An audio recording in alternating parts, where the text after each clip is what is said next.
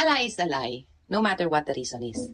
May nagsisinungaling dahil sa takot, sa insecurity, sa inggit.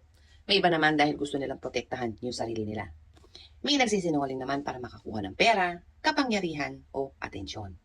May white lie, may malaki, may maliit. But, a lie is still a lie.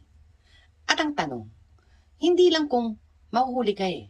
Ang tanong, kaya mo bang mabuhay ng payapa knowing na marami kang naloloko sa mga kasinungalingan mo? Dahil habang tumatagal, either kakainin ka nito from within o darating yung araw na magbabayad ka ng malaking halaga para sa katotohanan na pinili mong binago or tinago. Maaring mawala ang tiwala, ang relasyon, ang respeto, at minsan, pati yung taong pilit mong pinoprotektahan, nawawala rin. May kasabihan nga, the truth will set you free. Hindi madaling sabihin ang totoo. May backlash yan. May consequences ba?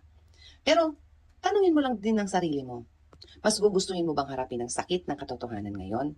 O dalhin ang bigat ng isang kasinungalingan hanggang sa huling araw ng buhay mo? Think about this.